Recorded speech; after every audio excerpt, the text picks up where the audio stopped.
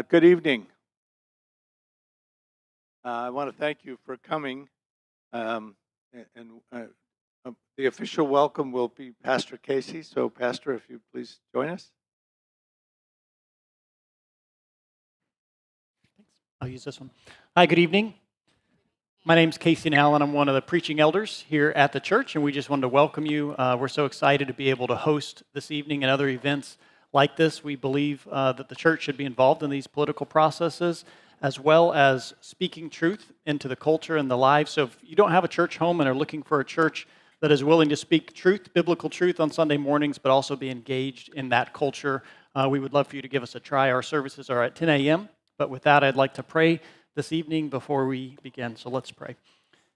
God, we do thank you that we can be involved in the process of electing our governing officials. What a privilege this is, that for much of history has not been a privilege of the people of different states and countries, and so we thank you for this rarity that we have. We pray that your people would stand up and use this privilege, and that it would be glorifying to you and edifying to the culture, and that it would bring truth. As we know, where your rules are implemented and instituted, it not only blesses the believers, but it also blesses those who don't believe. It is a net benefit and a gain of freedom for everyone. And so we just pray for that. We pray for the discussions this evening, that they would be glorifying to you. May you bring clarity to each person's mind to be able to speak their conscience and their convictions. Help us to be people who are led by our convictions and are able to share those with one another, and that you may give all of us wisdom as we seek who should be for these different positions for school board. Again, we thank you for this process. We thank you for the work that you're doing in your world. It's in Jesus' name we pray. Amen. Thank you. Jimmy, you want to come up? James Rosenberger, Jimmy, to all of us who know him, is going to lead us in the pledge. He's a retired first responder, 9/11 in New York City. So, thanks, Keith. I'd ask everybody please rise. If you have a hat on, please remove it. If you're military, salute. If not, please place your hand on your chest. I pledge allegiance to the flag of the United States of America and to the republic for which it stands, one nation, under God, indivisible, with liberty and justice for all. Thank you. Let's not forget those who gave their lives. That's why we're here today. We have the freedom to get up here and speak. And I'm kind of disappointed that two of the candidates didn't show up, actually. This is what this country is all about. I think it's time that everybody starts to wake up and see what's happening in this country. So thank you.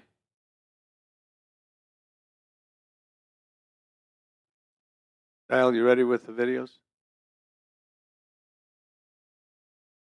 Since 2020, America has been punched in the face. But the crisis isn't what you might expect. The government lockdowns could prove to be the most damaging disruption in the history of American education. Parents, teachers, and children have suffered under the weight of a failing public school system for decades. Educational progress halted.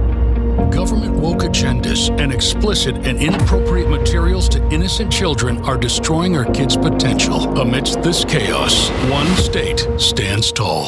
Florida, lauded as the top-rated state for education. However, what are we missing? While many of Florida's government-run schools look great on the surface, numerous are struggling. Enter Florida Citizens Alliance, our mission to revolutionize education. Join us in breaking free from the chains of a broken system. Embrace innovation and support positive change. We need your support to reshape the future of education. Together, we can make a difference.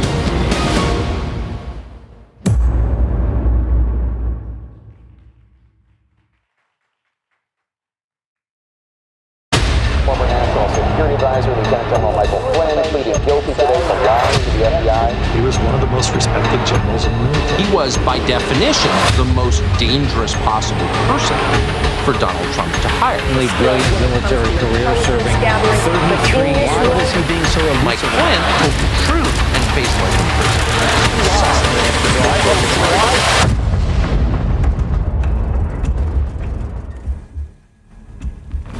Again, thank you and welcome to our first school board forum. We decided to do it here in Marco first because many of our snowbirds go north, and we wanted to give them an opportunity to actually meet the candidates. As you saw from the first video, we've been very involved in the K through 12 education across the state. Florida Citizens Alliance has over 300,000 people now in our active database supporting what we do. We get very involved at the legislative level and also at the local level, and focused also on solutions. We are also, and I don't want to get into too much detail, but we are also a 501c4. Most of what we do is 501c3, which is an IRS designation. The 501c4 is what we're using FLCAction to actually run the forums. The forum process, you'll participate tonight and hear the candidates that have chosen to be here. But what we will do, we'll have one more school board forum on May 22nd up at Grow Church. And then we will invite all of the candidates to a physical in-person vetting session. And then we will put out voter guides. In the last election cycle, we put out in Collier County almost 50,000 electronic voter guides and printed 5,000, which we've targeted primarily to the Hispanic churches. So we get very involved in education from the state level down. A couple of, one other point I really want to emphasize. Our role tonight and what we do with these forums is to help voters vote informed. These are not intended to be gotcha sessions. They're intended to help you meet the candidates, understand their issues. As you came in, you received three things. You received a questionnaire, an issue-based questionnaire. All of the candidates have been given that questionnaire. The ones on the stage have chosen to fill it out. The two that are not on the stage chose not to. The second survey that we gave all of the candidates is a constitutional survey. Again, the three on stage filled it out. The two that are not here did not. The constitutional survey, the reason we do that is many candidates over the years we've been doing this have told us that at a local level, the U.S. Constitution really doesn't matter. And we couldn't disagree with that more. If you go back about 10 or 11 years, one of our Supreme Court justices here in Florida asked the question of voters in an actual survey, without peeking, name the 5 rights in the First Amendment. And I won't ask you to guess what that is or state the 5 rights in the First Amendment, but only 2% of the voters in Florida could name the 5 rights in their First Amendment. And then, of course, we saw during COVID where everybody gave up their rights without any knowledge of what they were. So we believe it's really important that all of our candidates at all levels, local all the way up to the state and above, really do a refresher. And you'll see a very detailed survey of questions that I hope you take home and you spend a little bit of time rethinking, because we find that many of us haven't thought about the Constitution in many years. A couple of housekeeping rules. As you came in, you saw the supervisor of election is here. If you haven't registered to vote, she's here to help you do that. On a national level, 25 million evangelicals did not vote in the last election. About 50% of those that registered voted, and that includes the pastors. So if you don't belong to a local church, I encourage you to reach out to your local church and your pastors to get them involved. We have 3 students from Marco Island Academy that are ushers. Here in front is Ansley, who's our timekeeper. So thank you, Ansley. We have 2 students that will be acting as ushers. You got a 3x5 card when you came in. We encourage you to ask questions. Keep them as simple and straightforward as you can. And the ushers will be picking them up and bringing them up to our moderators. We have 2 moderators. They have their backs to you, so maybe you can turn around a little bit for a minute. The lady in the, there we go. The lady in the white is Christina Heuser. And Erica Donalds. I think you know her husband as well.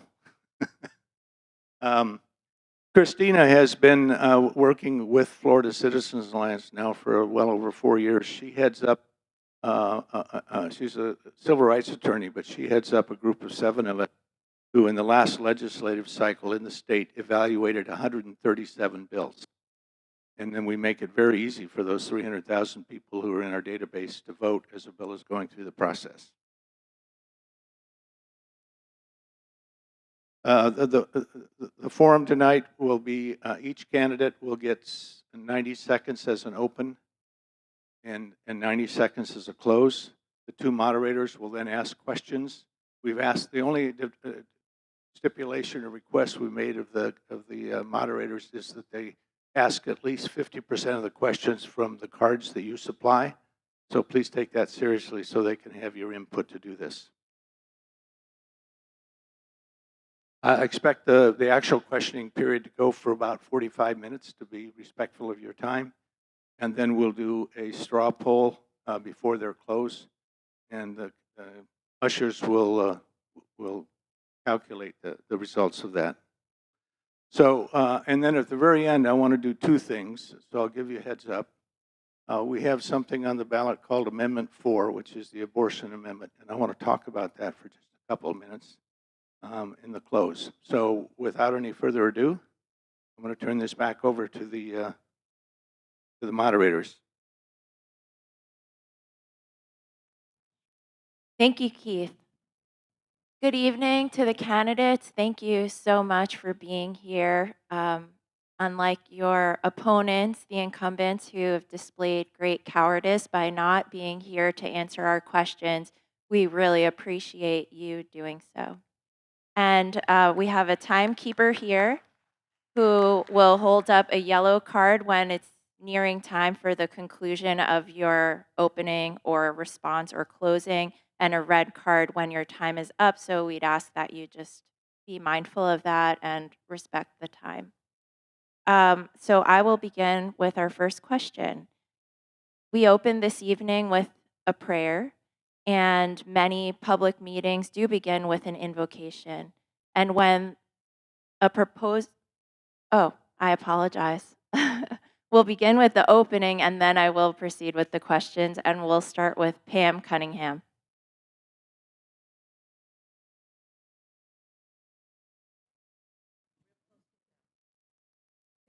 Is this okay? Oh, good. Okay, that was easily solved.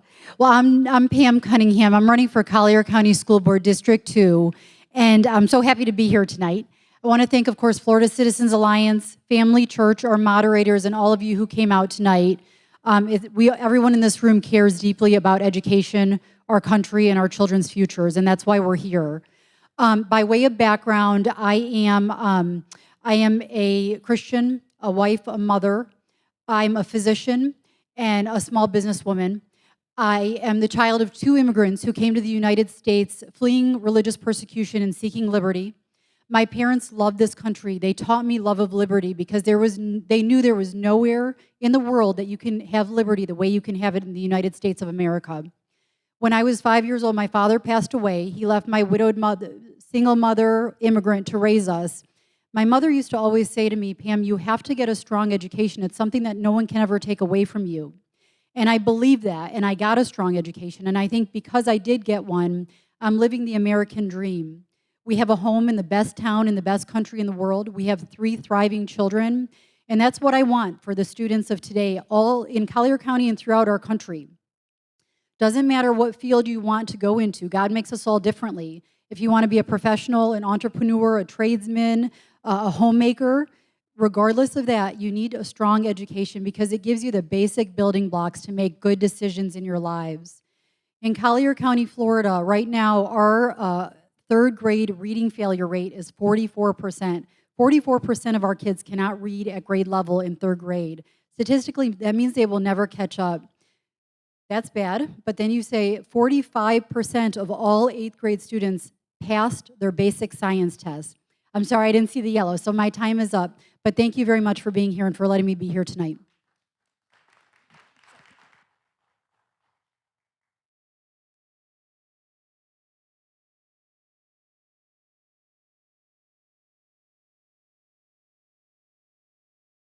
The microphones need to be switched on and then they take a Hello? moment to Hello? activate. Okay, There you go. perfect. Okay, my name is Mariela Naranjo, for those who may speak Spanish, Naranjo, if it's easier to pronounce. And so I'm from Colombia. I was born in Colombia, and I came to this country the right way, the legal way. When I was 26 years old, I became, before I became an American citizen, I knew I was going to be a Republican because I hold conservative values. I met the Lord in my teenage years. And so I knew my political side of the spectrum. And so when I became an American citizen, I said, okay, it's my time to vote and to be part of this country. I love this country. I was not born in here. But I appreciate everything that this country has done for me and for my family. And I can't deny the amazing things that this country it can give to any immigrant. A little bit in a personal side, I'm married, I have a daughter, she's in college now, and I'm a teacher. I've been teaching in Collier County for 12 years. I taught States Elementary, Corkscrew Elementary, and now I teach at Pelican Marsh. This is my 5th year at Pelican Marsh. I teach autism, the little ones pre-K, love it to death. And they kick me, they bite me, they punch me, but they make my day every single day. And I'm here because I believe that we definitely need a strong education here in Collier County. And the things that, from a teacher's perspective, that means I'm done? Okay, sorry. Well, good evening. My name is Tom Henning. I'm a 50-year resident of Collier County. I have served as an elected official as county commissioner and fire commissioner. I stepped aside from that for raising my two youngest children. My eldest child went to Naples High School. I graduated from the Collier County school system. And so my oldest son has his own business here in Naples. My second son, he is graduated from Barron Collier High School, and now he's attending West Point Military Academy, and he will be graduating next year. And my lovely daughter is in the Collier County public school system. So I have a vested interest in the schools, and I'm glad the community stepped out to me and says, Tom, it's time for you to come out and start serving again. So that's why I'm running for Collier County Commissioner. Or I'm sorry, that was my past for Collier County School Board. I feel that the board, first of all, we need to bring back prayer to the school board. Thank God we have Jerry Rutherford and Tim Mosier. There's a lot of things we're doing, and hopefully we'll get into it. But I want to tell you that Dr. Cunningham and I were endorsed by the Republican Party last night.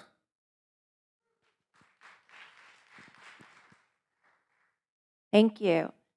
And we certainly appreciate the enthusiasm coming out from behind the podium there, but we just ask that everybody stay in their seats behind the signs there so we can see your names and keep everyone on level footing. Thank you.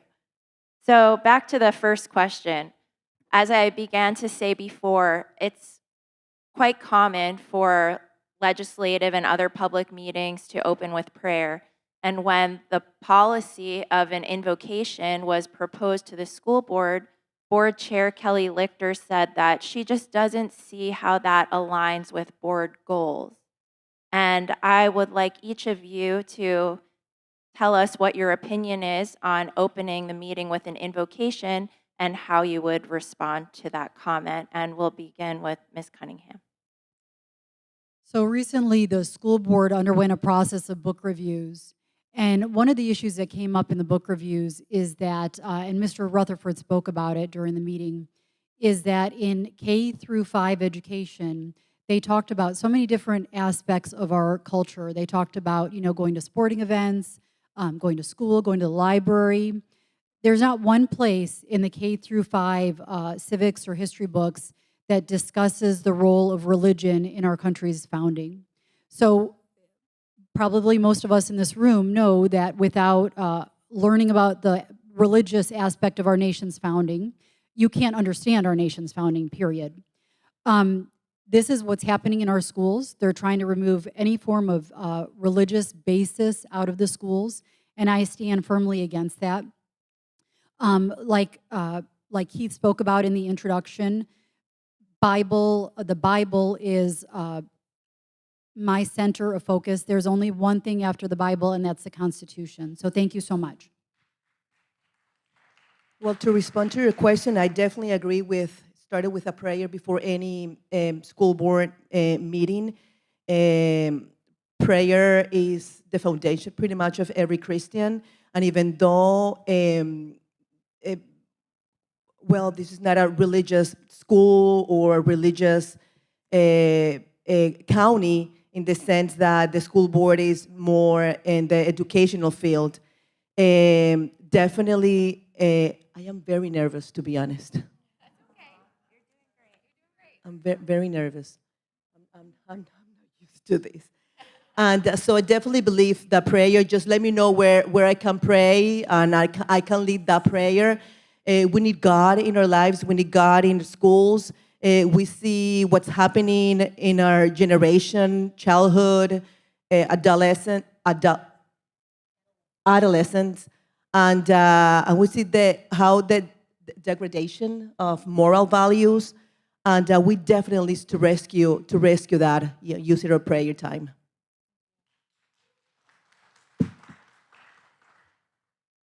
You say that all governing bodies in the United States of America, starting first with the Continental Congress, had invocation prior to conducting business. They do in the state of Florida in the House and the Senate, and they do it at the cabinet level too. We do it at the county commission. We do it at fire commissioners. I hope we do it at other governing board member bodies. It's ingrained in our history.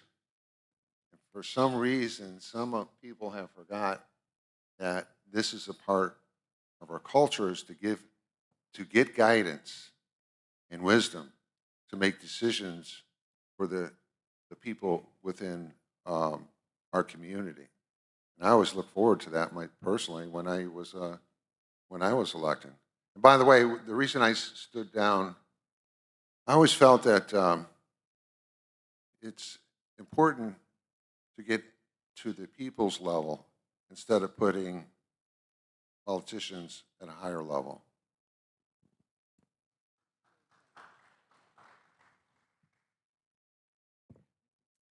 Thank you for those answers. When I served on the school board before I got elected, I had a long list of things that I thought I would accomplish over 4 years. And being in the minority meant that I think maybe only got to 1, maybe 2 of those priorities. Hopefully, you will have majority support for some of your priorities. But I would love for the audience to know what your top priority would be to accomplish first in your term if you're elected. Start with Mariella. Okay, from a teacher's perspective, it's not that I'm divided, but I would say that I may have a different perspective from other candidates because I'm a teacher. So definitely protecting our kids is a priority for me.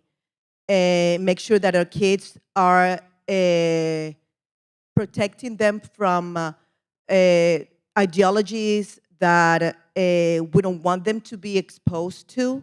It's a priority for me. Also, definitely educationally wise. I mean, Pam was given the statistics about the reading and the math proficiency. We definitely need to find the ways to create more opportunities for those kids to be successful. That's definitely a priority for me. A priority for me, like I said, is to keep our kids safe. Also for me, being a teacher who teaches kids with special needs, I would like to be able to create other spaces for kids with special needs that can fulfill like a better potential, full potential when they become adults. That's basically what I would like to do. You know, teacher retention is a priority for me. What are we doing for teachers? That's what I want to do. Tom.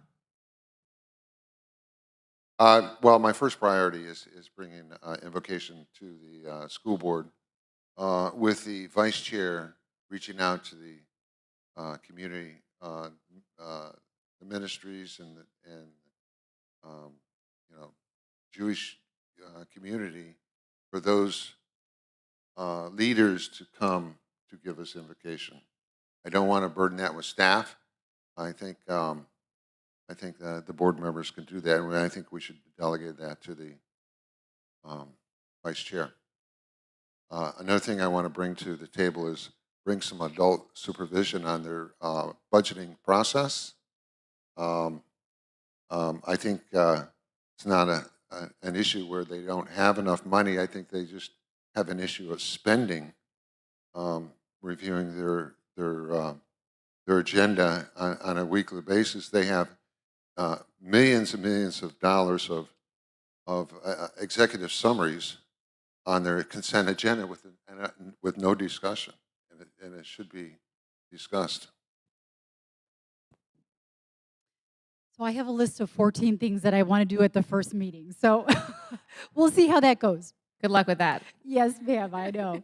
But I guess the overarching theme of everything would be that I'd like to get rid of the progressive aspect of our educational system. I think since we've gone to the progressive education, it's really killed our educational achievement. It's killed the culture within the schools. You know, we need to really focus on, you know, the 5 pillars of the science of reading for our children. We need to get our kids off the tablets and with a pencil and paper in hand. I'm a medical doctor by background, so when I think of things, I usually think about how things interact with the human body. And the way that we learn as human beings, the way that our brain works is not by pressing buttons on a tablet. It's actually with a pencil and paper. So we need to get back to that. We need to get back to our traditional, we stand for the flag, we kneel for the cross. We respect the nuclear family. You know, again, I was raised by a single mother, a widowed mother. It is very hard being a single mother. We can't encourage these girls to have that life. We need to encourage the nuclear family. Thank you. Thank you. This is a question from the audience, and we'll begin with Mr. Henning. The question is, do you feel there is a need to support LGBTQ clubs in our school system? Please justify your answer, either pro or con. No, I don't think that's a proper place in public schools for that type of activity. Period.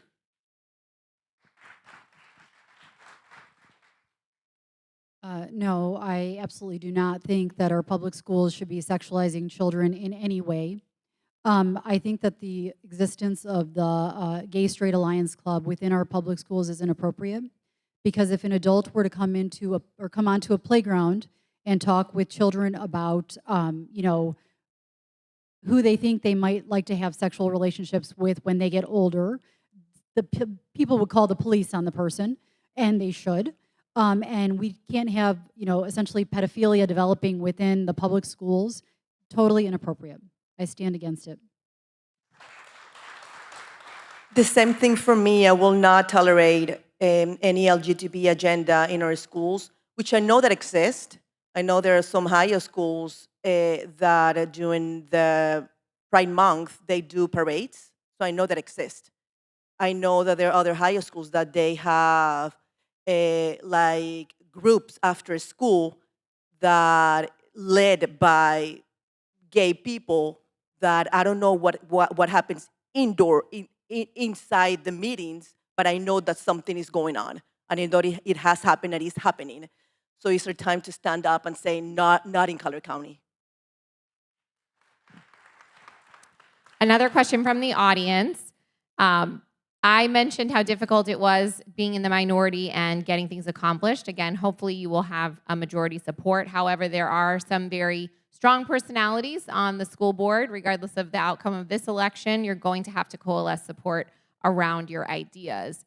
Tell us about some of your background and experience that's going to help you to not only corral the votes that you will need on the board, but also make sure that those ideas are carried through within the school district by the superintendent.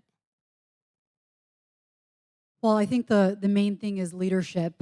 We need to display leadership, and we need to have the better argument.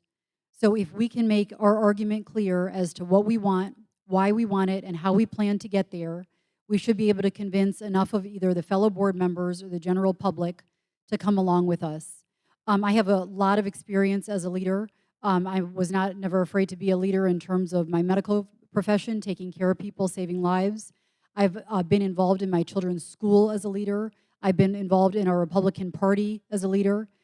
Not a formal leader, but I certainly have a leadership position. People look to me that way.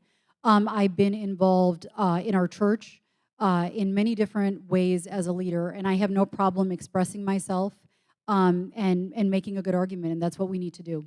And also in terms of making sure that the superintendent and the people underneath them follow our instructions, that's what they're going to do. We need to follow the appropriate hierarchy respectfully, or the hierarchy needs to change.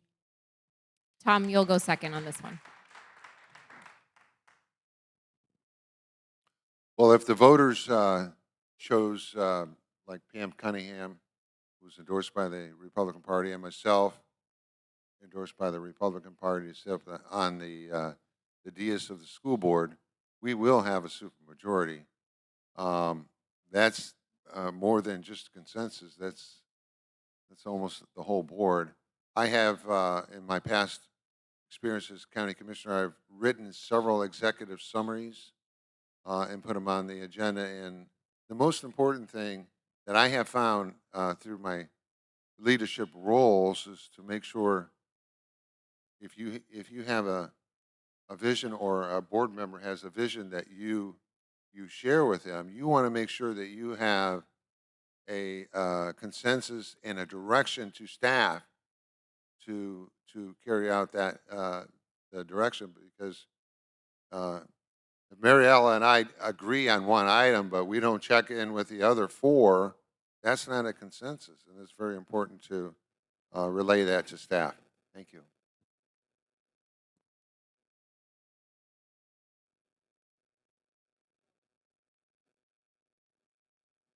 Hello? Yeah. So we definitely need a strong school board member, and I admire Pam and I admire Tom. So whoever, well, you're the only three of us, District 4, I'm the District 2. So I will be pleased if you win. I mean, you seem like an amazing lady. I will be pleased if you win. You seem like an amazing guy. So, but definitely we need a strong school board. Definitely a strong school board. We need to learn how to work together for the same goal. Personally, my leadership skills, my classroom. I'm the leader in my classroom. And my church back in Colombia, I was able to lead a group of ladies, teenage girls. That's my background. The same like as Pam, I'm not afraid to express my ideas. My school, I'm a team leader as well. So on that aspect, so I believe I have traits to be a leader. Definitely, when you talk about the superintendent, if we as a school board member, we agree and we're strong in what we want to support, we need to make sure that they follow. And I totally agree with you. If not, so it's. Before proceeding to the next question, I just want to encourage you in your responses, if you think it would be helpful, feel free to distinguish your position from that of your incumbent opponent. And I'd like to know from each of you, and we'll begin with Ms. Naranjo, if you are elected and you do in fact have a majority, will you be seeking to make a change in the superintendent? And what is your opinion on the job that the current superintendent has done thus far? Well, from a teacher's perspective, I think it's too soon to say that. I've been asking other teacher colleagues to see if they've noticed any significant changes, either positive or negative. In our conversations, we can say that it seems like she wants, and she's tried that, a lot of people from administration, a large group, instead of being behind their desk, send them to the schools to support the schools. We definitely need a support from the administration, and we don't see that as a teacher, as teachers. So that's the only positive thing that I've heard, because we really want people from administration to start going to the classrooms instead of being just behind a desk. Other than that, for me, it's way too soon to say if she's done a good or a bad job, in my opinion. But I'm looking to see what she has to say, what she's doing, and I hope it support her values. Thank you. Mr. Henning, can you answer next, please? Well, thank you. I don't have strong feelings against Dr. Riccadelli and her leadership. I do have concerns about certain things she has done since she has taken the position of superintendent of schools. I'm hoping to work with Dr. Riccadelli and bring the values of the community into the schools. If we can't do that, then it's time for change. But she's been with the school system for quite a long time, and I'm really hoping to work with not only Dr. Riccadelli but other staff members. I have no problem expressing my concerns or my wishes to not only the board members but staff. I think it's very important. I think the board should do that collectively too. It appears that a lot of things that are going on, it's bottoms up instead of top down. Thank you. Ms. Cunningham? Yes, ma'am. So I'll tell you a little story to answer two stories to answer that question if I have time. The day before school started this year, I got a call from a friend whose son attends Lely High School, and apparently they had a very large LGBTQ display in Lely, and it was very militant. It was like this. It said something to the effect of "This is now our house." And so I emailed the superintendent, and I copied the members of the board, explained the situation, laid out the mission, the stated mission of the school, and questioned how this display fits into the mission. And to her, you know, to compliment her, she actually got back to me that day, and it was the day before school, so I'm quite sure she was busy. But she said the display's been taken down. And so then I followed up with another email that said, can you explain to me who's going to be held responsible for the display? Because the people need to know that their leadership, the boots on the ground, are not going to accept this. Otherwise, you have to wait for someone to email you to tell you that this is going on. No, it's got to be the leadership in the schools. And Dr. Riccadelli never got back to me on that question. So we need to make sure that everyone's on the same page.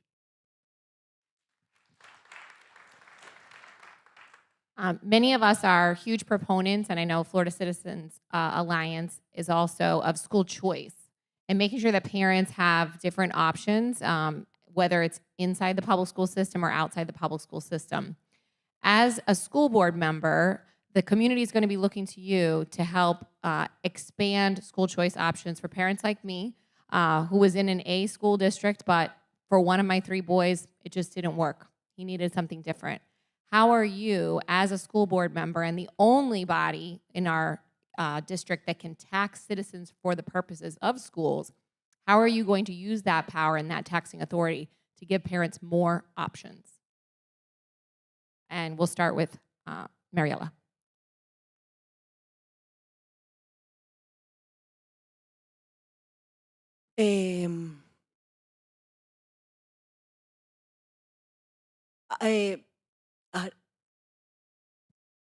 School choice And I agree definitely with the school choice. We definitely need another type of opportunities for our schools, for our students. I'm very nervous. I'm so sorry. I'm so sorry. I feel that I'm not. And can you go first?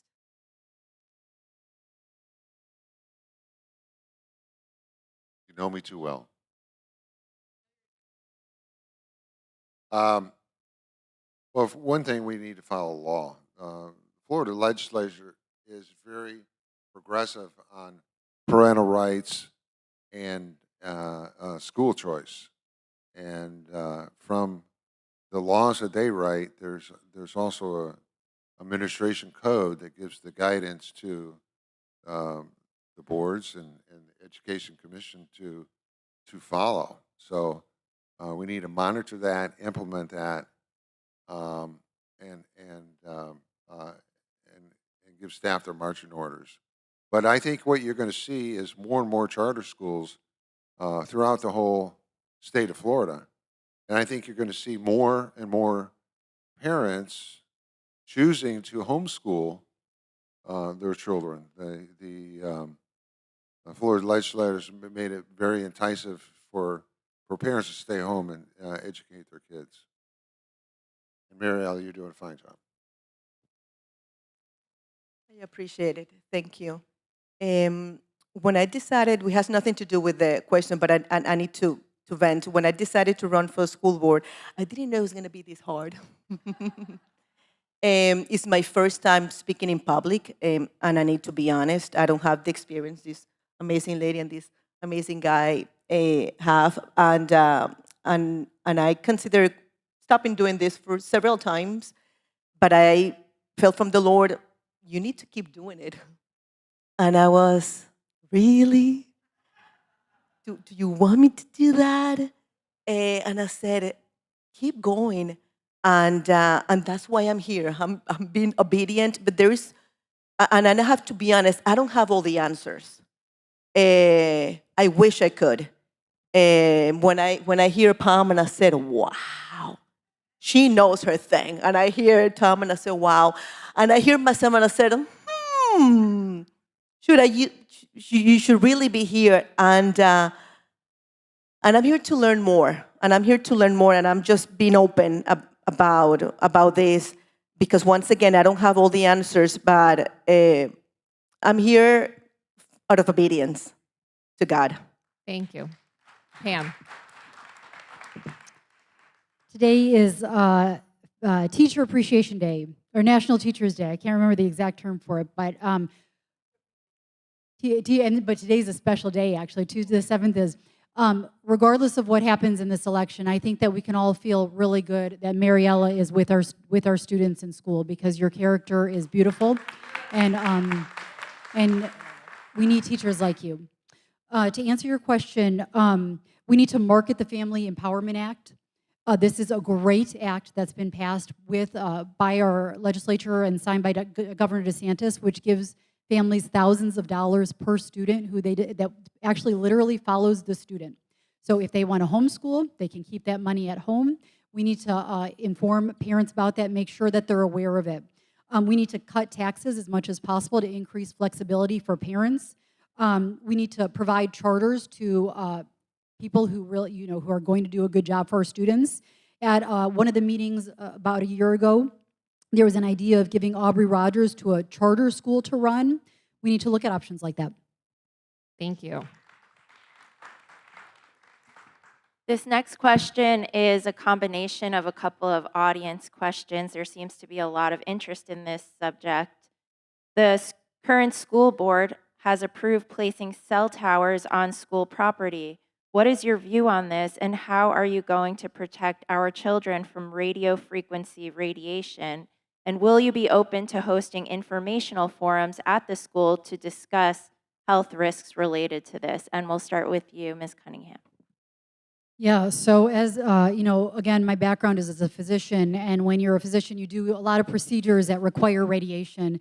And the first thing you learn is you get as far away from that radiation source as humanly possible, because every centimeter farther away from the radiation you are, the less radiation you're exposed to. And literally centimeters make a difference. So, and it's worse for developing bodies because your DNA is rapidly replicating. So I stand completely against having cell towers on our school properties. It is not worth the almighty dollar to give our kids cancer. I think that's absolutely the wrong approach. I would be open to having public forums on this matter, but moreover, I just want to say no to it. I want to get rid of it. Mr. Henning? Thanks for the question. You're talking about 5G cell towers. That's my understanding where it is. I'm not educated enough to have an opinion on that, but I'm glad Dr. Cunningham is going to have a bunch of forums so I can learn about it and make a proper decision, because it's really all about getting the science and the facts on any issue before you make a decision. But you know, if it's harmful to children, there's no way it should be on the property of the schools. Yeah, the same for me. I'm not educated as well to have an opinion in that matter, but I totally agree with Pam. So if it's affects our kids' health, it's a no-no as well. All right, this is also from the audience and a combination of two questions having to deal with firearms on campuses. As you probably know, the Guardian program was passed by the legislature, but our school district has not implemented it. It is a partnership between the sheriff's office and the school district, and because we have an assigned sheriff on each of our campuses, it was decided not to implement the Guardian program. I want to give you an opportunity to respond on your opinion on the implementation of the Guardian program, as well as the current policy, which would punish caregivers and parents who are dropping off or picking up their children having firearms on school property. Either one of those, whatever you have time for, and whichever one is your priority. I think the audience would like to hear that. And we're going to start actually with Mr. Henning. Well, I'm a proponent of the Second Amendment of the United States, and people do have a right to secure their property, whether and their being. That could be in their vehicle. Also, the Guardian program. My understanding that the board did pass that. However, staff has failed to implement the Guardian program. I think it's the way it was explained to me. It's very secretive on, like, if a teacher has a weapon for the defense of the school, the only person that knows that is law enforcement, and naturally the teacher. So, you know, this is the first line of defense, is to protect the kids, is who's there. It's the teachers, and hopefully we have a deputy on site. Dr. Cunningham. Yes, ma'am. So the Guardian program was passed in the state of Florida in 2018. Our current, the people who are absent from the seats have been in their seats since 2016, and as of today, we have 0 guardians in our school district, 0. They both say that they want to, they both say that they support the Guardian program. If they do support the Guardian program, they've had 6 years now to implement it. So they either don't support the Guardian program or they have extremely poor leadership abilities because we have 0 guardians. I strongly support the Guardian program. There is 1 to 2 sheriff's officers on these campuses. Some of these campuses are huge. It takes seconds to do mass devastation. And I hate to say it, but if you're a bad guy and you want to do harm and you know that there's 1 guy on this campus that's between you and devastating people, he's going to become a target also. So we need the Guardian program. Secondly, I stand with all of our Bill of Rights strongly. I stand for the right to keep and bear arms. I stand against illegal search and seizure. It is totally unconstitutional to not allow parents to come onto campus with secured firearm in their vehicle. Yeah, I also stand with the Second Amendment. On elementary level, I feel pretty safe in our schools. We have our deputies. I assume every single school has a deputy. In order to enter campus, you need to show your badge. There's a camera that whoever has kids and students in schools. So I feel pretty safe in schools, at least in Collier County, to be honest. Elementary school have fenced everywhere, but I definitely agree that if someone is carrying an arm, will be much more safe and protected.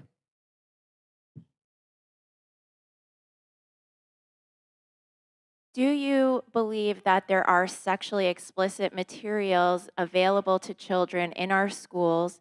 And if so, what will you do to make sure that those materials, assuming that you think it's improper for them to be available to children in schools, what will you do to make sure that they are not available to children any longer? And we'll start with you, Mr. Henning.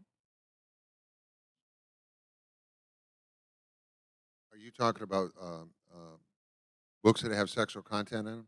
Yes, I am. Okay. Well, it better not be in elementary school. I don't want my daughter having to be raised under those type of terms. I think it's if we have to have some kind of sex education material, that the parent must sign off on that child taking a book out or something. That particular book, not just give an open like an open checkbook for the child to take anything out. But my preference is not to have any of that material in the school. I definitely also believe that parents need to be more involved. We've been trusting in our schools for so many years, and now that we realize the amount of sexual contact that some books has had, is what is making us talk today about that. So I believe the parents need to have open conversations with their kids. What are you reading? Having like I said, open conversations with our kids. I know from a teacher's perspective that at least in elementary levels, we have to make a list of every single book that is in our classrooms, with the title, with the author, and parents should have access to the books that are available in each classroom. So in that sense, parents need to have the possibility to see what our kids are reading. But definitely parents need to be more involved and see what their kids are reading.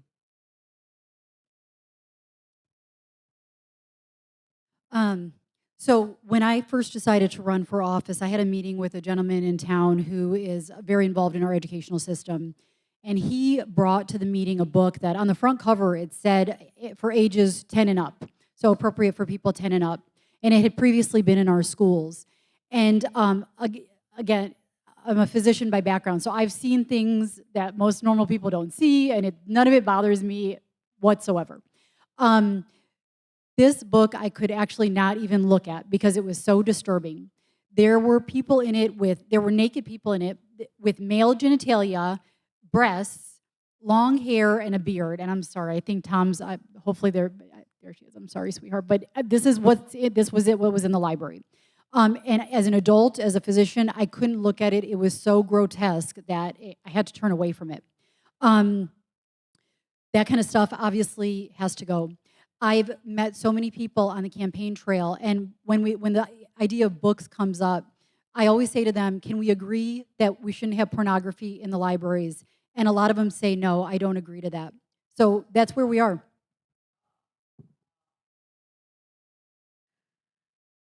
Many of us do not agree with the current school grading system. You can have an A school with just 70% of the points, which I don't think any of us got A's with only 70%. So the bar is very low in our state. And I would ask you, some of you have commented about how we need to improve our students' performance. At the end of your term, when you're running again, what measurable, as a business owner, we have to have KPIs, right? We have to be able to measure our success. What would you say you would want to look back and be able to measure the improvement that has taken place in our district under your leadership? And we'll start, if you would, with Dr. Cunningham. So that's obviously very important. I think that you guys are going to hear a lot that we are an A-rated school district, and we've been A-rated for several years running, and so we don't need to make any changes. Earlier in this discussion, I brought up what those statistics are. 45% of our students passing science, 56% of our students reading at grade level. Those are unacceptable numbers, 100%. There are a lot of things that go into that grading system, and one of the things that goes into the grading system is what percentage of your students actually graduate from school. So if you have a higher graduation rate, you get a higher grade. And so we're passing a lot of students along and making sure that they graduate, even though that they don't have the skills to make it in the real world, but we're still giving them a diploma so that we can make sure that we get and keep that A rating. I definitely want to look at reading fluency. I think local control of I think the state of Florida under Governor DeSantis has done a great job, our Department of Education, but I do believe in local control. I think development of some very good like reading fluency tests within our county would be a good place to start.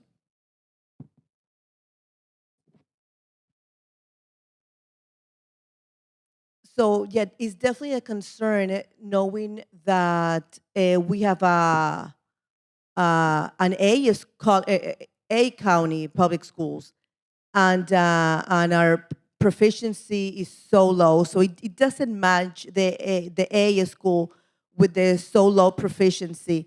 I believe that the teachers are doing the best they can, but I really don't know, and I would like to ask why the discrepancy. I mean, how come we have these 60% of kids who are proficiency, but we are A school? I really don't understand that math. So, but definitely we have to go and have strong principals, have to have strong conversations with the superintendent and understand what's the reason that, I don't know. I'm ready to quit. Thank you. Mr. Henning. I need to clarify the question. Are you talking about the grading system that is implemented now and what you want to see over our term, and how we're going to change that? Yeah, if you are subscribed to the current grading system as a way to measure student success, then what would you want to see at the end of your term as far as improvement? If you don't subscribe to the current grading system, then how are you going to know if the students are achieving academically at the end of your term? Yeah, I think it's if we can go back to the traditional way, the way we graded children, that would be my preference. It's more understandable instead of, giving everybody a great grade, which is really failing in society. And that's something, it's a policy. If it is a policy decision, I would like to implement that policy to change it to the traditional way of grading our students. Unfortunately, those are all the questions we have time for this evening. So now Keith is going to come up and explain the straw poll process.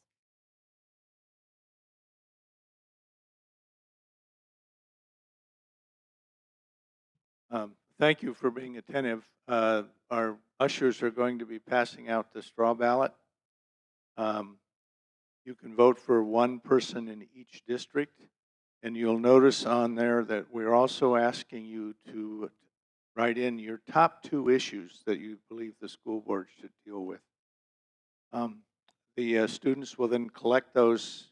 Please make sure that you give them to the students when you leave, and they will tally up the results, and we'll publish those in a press release tomorrow. This is the honor system.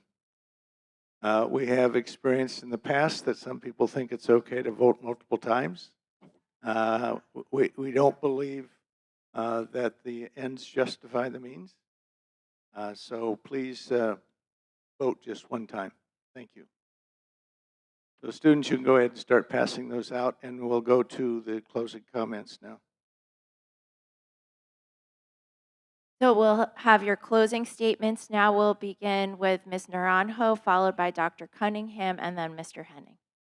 Well, I'm going to say that I feel today that I make a foolish of myself. I'm so sorry. Yes. I think this is not for me. And I'm going to publicly say this.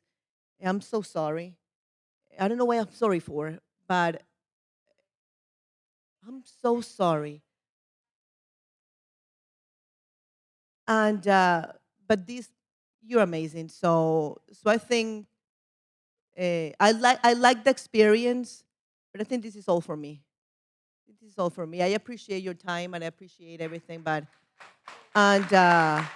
we'll see what happens later on. I'm sorry. I will speak for all of us when I say that there is nothing to apologize for. You have had an incredible career of service to our students and our district and our community, and we appreciate you. And we always appreciate anyone who is willing to step up and put themselves out there for public office. It is not easy at all. And so you did far more than many other people are willing to do, and we appreciate you for that. So thank you and bless you.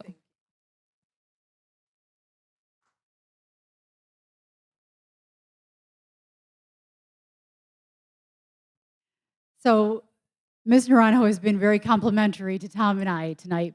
And I think the funny thing is if she saw us try to command a room of special education students, and with her patience and her skill, she would not have as much respect.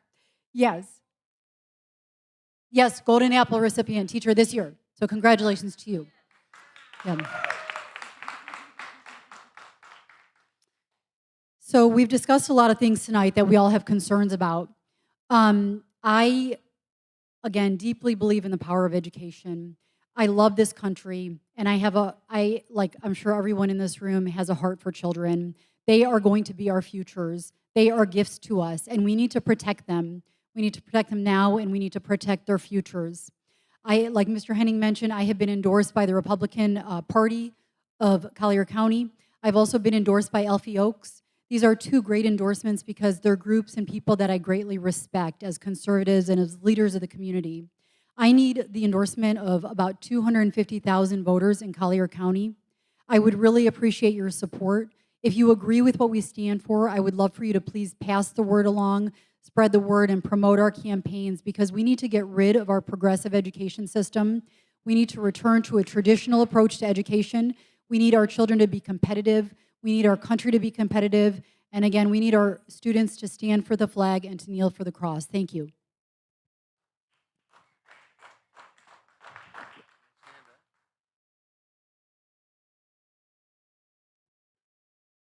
With respect to the people who are here and the respect to the people who are watching this via YouTube, I want to stand to you and I want to thank you for being here tonight. Traditionally, the Democratic Party has been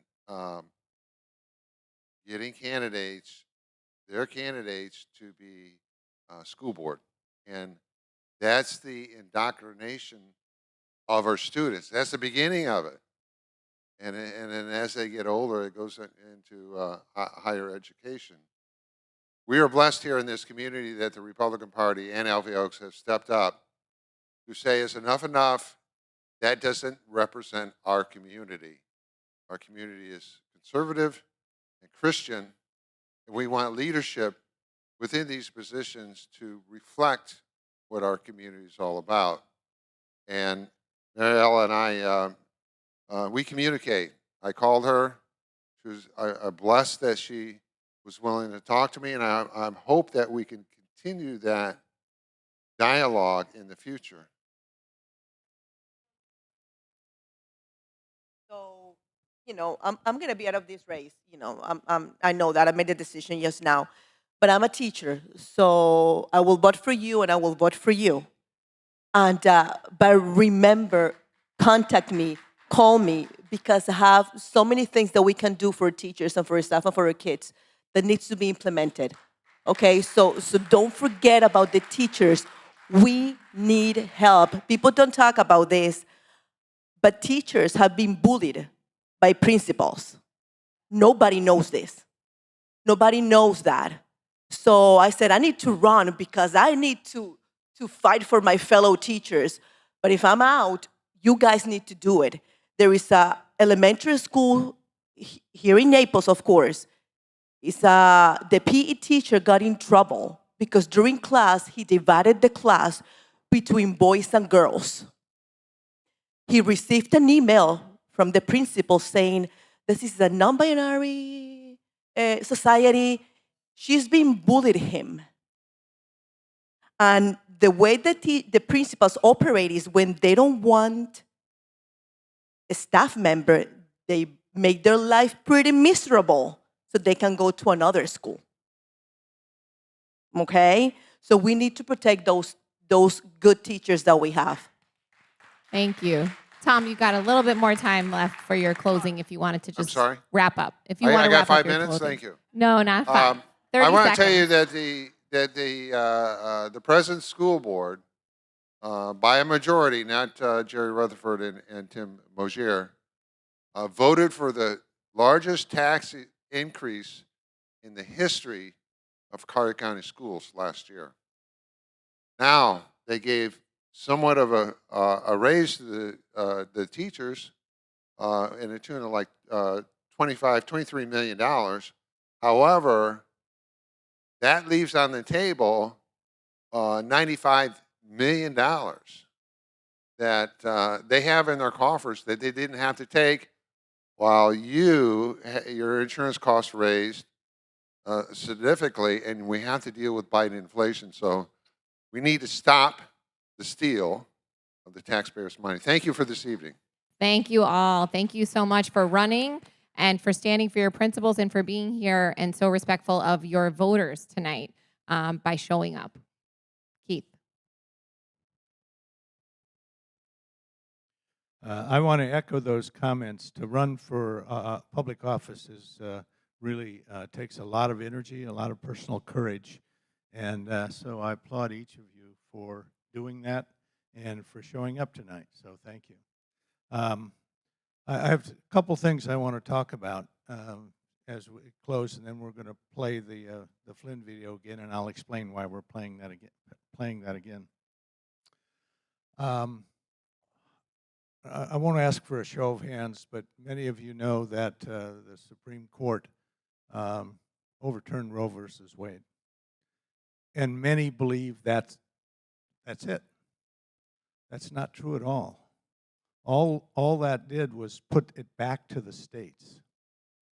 On April 1st, some would call it April Fool's Day, the Florida Supreme Court, 4 men and 3 women, decided to put a very deceptive pro-abortion amendment on the ballot.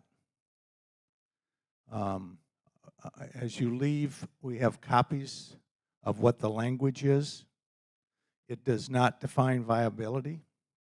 It does not define who the healthcare providers are. It does not even define who can do an abortion. It is very vague. And if it's put into and enshrined in our Constitution, it will allow abortion right up to the day of a child's birth. So I urge you to pay attention. Pick up some of the material we have out there. So, Stal, you're trying to tell me something, but I don't know what it is. Yeah, we have plenty of copies, so you can pick that up. But share it with your. I'm finding many of the, and it's not true here, but many of the pastors really haven't focused on this, and so it really is important that you understand what's in this. The good news in Florida is we have a 60% threshold on amendments.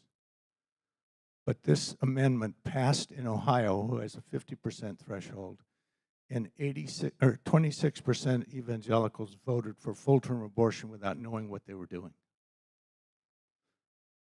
So you need to understand, take the time to learn, and take the time to share it with your fellow congregationalists. The last thing, we're going to play the Flynn video, and some of you might wonder why we're doing that. General Flynn has been a really big supporter of Florida Citizens Alliance, but I think it's so important in today's world. I think most of us would agree much in our system is upside down. And General Flynn and what the government did to him is documented in a documentary that we're going to be doing a watch party at the upstairs at the Alamo on the 17th of this month. It's $35. I encourage you to sign up. It will fill up very fastly. It's fast.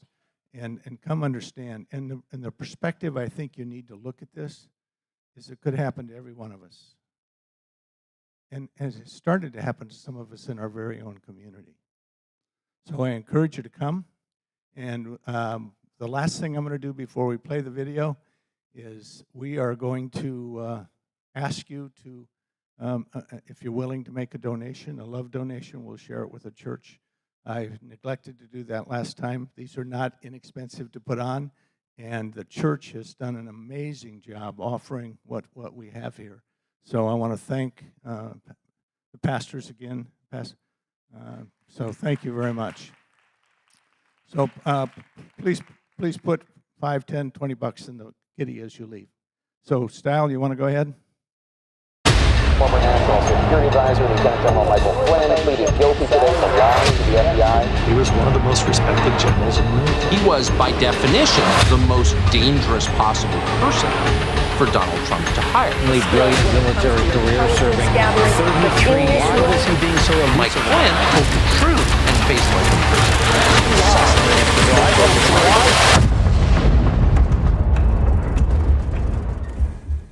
One last thing, please, a round of applause for our moderators. They did a great job, and we really, really appreciate them taking the time out of their busy schedule to come help you all understand how to help yourselves vote informed. So thank you. Have a great evening.